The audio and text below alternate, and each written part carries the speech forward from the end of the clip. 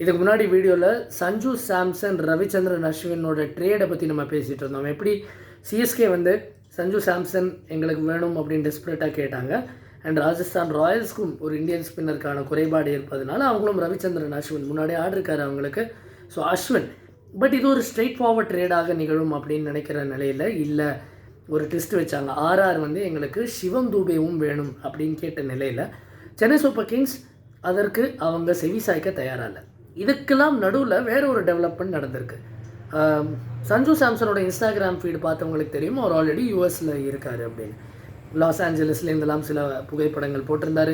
அதுக்கு சில பேர்லாம் சில குறியீடுகள்லாம் சொல்லிட்டு இருந்தாங்க. இன்னொரு லேட்டஸ்ட் டெவலப்மெண்ட் என்னென்னா, எனக்கு கிடைத்திருக்கும் செய்திப்படி சில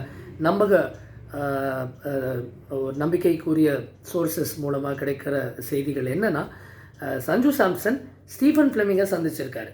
அதாவது ஸ்டீஃபன் ஃப்ளெமிங் வந்து டெக்ஸஸ் சூப்பர் கிங்ஸை கோச் பண்ணிகிட்ருக்காரு. சிஎஸ்கேவோட அணி எம்எல்சியில் விளையாடுற ஒரு அணி மேஜர் லீக் கிரிக்கெட்டில். ஸோ மேஜர் லீக் கிரிக்கெட் நடந்துக்கிட்டு இருக்கு இப்போது. அங்கே டெக்ஸஸில் பல போட்டிகள், கிராண்ட் பிரேரி ஸ்டேடியமில் தவிர மற்ற இடங்கள்லையும் பே ஏரியா கலிஃபோர்னியாவில் நடக்க ஒரு ஈவெண்ட்லேயும் சஞ்சு சாம்சன் கலந்துக்கிறாருன்னு நீங்கள் பார்த்துருப்பீங்க.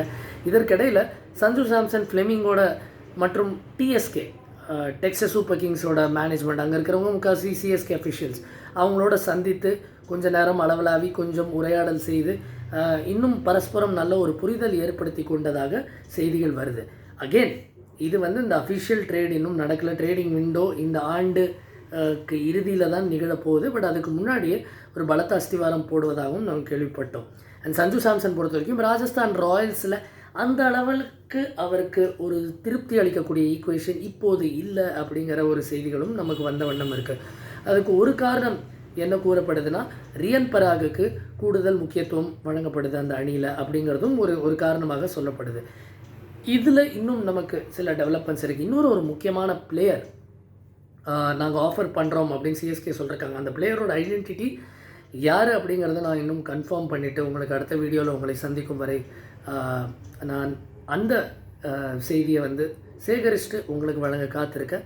எனக்கு இப்போ அந்த பேர் தெரியும், ஆனால் ஊர்ஜிதப்படுத்த முடியல. அதனால் நான் ஊர்ஜிதப்படுத்திட்டு உங்களுக்கு அந்த செய்தியோடு வரேன். எந்த பிளேயர் ஆஃபர் பண்ணியிருக்காங்க சிவம் தூபேக்கு பதிலாக சிஎஸ்கே அப்படின்னு. பட் அது வரைக்கும் இந்த வீடியோ பிடிச்சிருந்ததுன்னா லைக் பண்ணுங்கள். தொடர்ந்து இந்த கெத்தஸ் கிரியேட்டிவ் சேனலில் வர காணொலிகளை பார்த்து ரசிங்க. டூ சப்ஸ்கிரைப் டு கெத்தஸ் கிரியேட்டிவ். தேங்க்ஸ் ஃபார் வாட்சிங்.